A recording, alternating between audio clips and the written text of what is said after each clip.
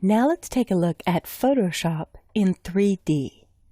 I'm going to start by switching to the 3D workspace. And I'm going to add some text to this document. The 3D features are only available if you have Photoshop Extended. Photoshop Standard does not offer 3D tools. In fact, even if you have Extended, you need to make sure you have 512 megs of VRAM or a video card with dedicated video RAM. My laptop shipped with 256 megabytes, and I upgraded it to 512 so I could use these features. Really, 1 gig is recommended, 1 gig of VRAM, separate from your computer's RAM.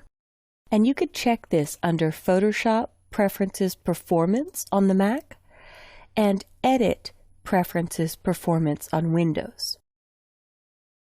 Here you could see I have an accelerated video card, NVIDIA to be specific in this case, but if this area is grayed out, you will not have access to the 3D features.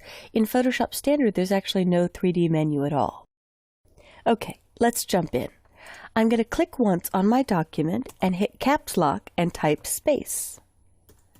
Try again, hit Caps Lock and type space. I'll do a Select All, Command A or Control A, and I'll use my scrubby sliders to make this text large. I love the font that ships with Photoshop called OCR-A. I just think it gives that modern or even kind of retro space feel. I moved the text by going anywhere outside of the highlighted area. If you're outside, you can move without switching to the Move tool. And I will sample a new color for this. I could go with white, or once I've hit the color rectangle, I can actually sample a yellow from the background image. I'll click OK. You'll notice there's a new icon on the options bar across the top of the screen to make this type 3D. Before I do, I'm going to use Option or Alt to track this a little tighter. Option or Alt left arrow tightens the tracking or space between letters. Option or Alt right arrow will loosen it. I'll click 3D once, and in earlier versions of Photoshop, this used to be called repose. Repose was the ancient art of metalworking, hammering an image through, really giving physical objects 3D depth. Repose is completely gone now, and you may notice there's a few 3D tools that are missing from your toolbar. If you were paying attention, you probably saw grayed out tools up here when you were on the Move tool. Logically, usability has been improved a lot by letting you use the Move tool to pick up and move your 3D objects. In fact, as I click on the object, here I get what's called the 3D widget. And with that 3D widget, the green will let me move on the Y-axis, Y being up and down. The red or pinkish color guide will move on the X-axis, X being left to right. And it's a little difficult to see, but this is a blue. Blue will move on the Z-axis. Z is what you think of as space. It's floating. It's coming more forward to you, rising up, or becoming more distant, getting smaller, being an object that's further away. Now, to rotate this, as you move over any area, these rich cursors where it says rotate around Y-axis tell you what it's going to do. So when I rotate this, here you could see the blue Z-axis. In fact, every one of these little guides tells you what it's going to do. This will move, this will rotate, and this will scale. Scale in X.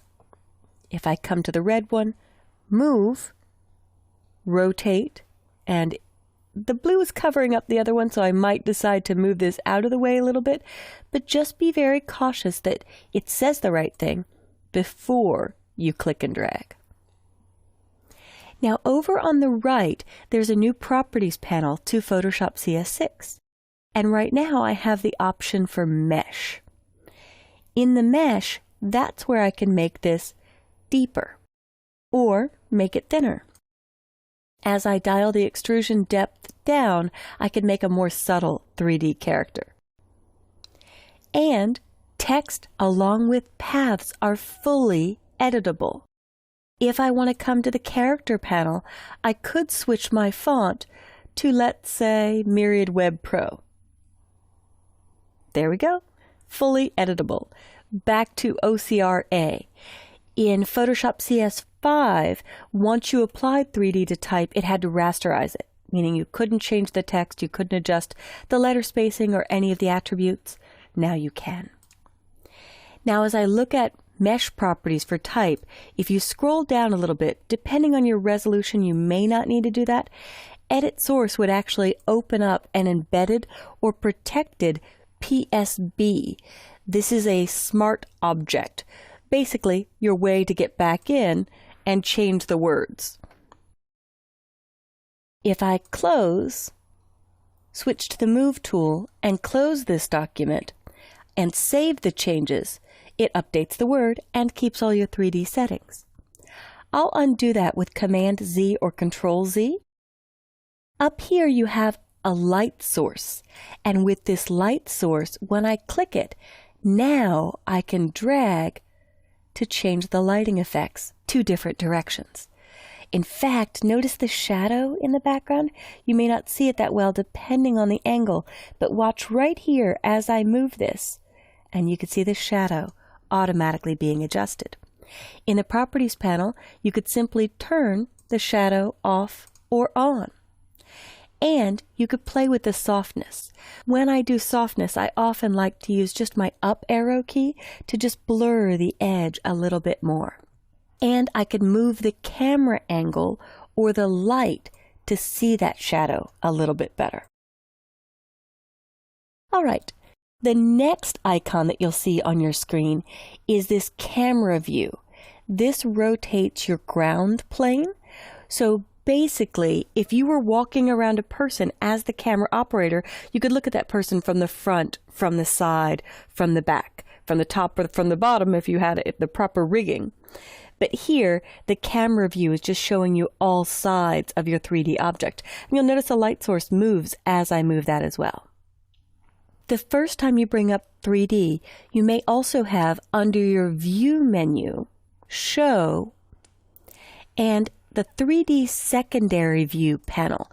This will come up in the upper left corner, and instead of dragging the camera angle, this has saved presets in it. So I could look at this from the left side of the letters, or I could look at it from the right side, or the top, or the bottom. Until you get really comfortable with 3D, I actually like to close this. It's essential once you really start digging into 3D. But until you're comfortable, just take some time to experiment with the Properties panel. I'm going to click back on the word space, so now I could see my 3D widget, and there's a little teeny light gray area in the middle. I'll zoom in so you could see it, and as I zoom in, the widget got smaller. A lot of people gave feedback to Adobe that said this widget can be difficult to grab. So if I hold down Shift and click and drag up, it moves a bit slow, but you can actually increase the size of your 3D widget, giving you a bigger target when you go to move or rotate or scale. And that is your introduction to 3D type. You could take some time to play with this. I will switch to the Hand tool and hit Command 0 or Control 0 to fit in window to see where I am. If I want to add depth, I will go back to the Move tool and adjust the extrusion depth. I'll come back to the Hand tool. It's an excellent way to preview what you've done. The very last step with 3D is rendering. Rendering basically commits to your final object, the shadow, the lighting, the textures. So this is also known as ray tracing, and here you will see a final rendered result after it passes through. I'm not going to let that run all the way through. You could try this on your own machine, but take some time to tour the 3D settings with type and see what you can come up with.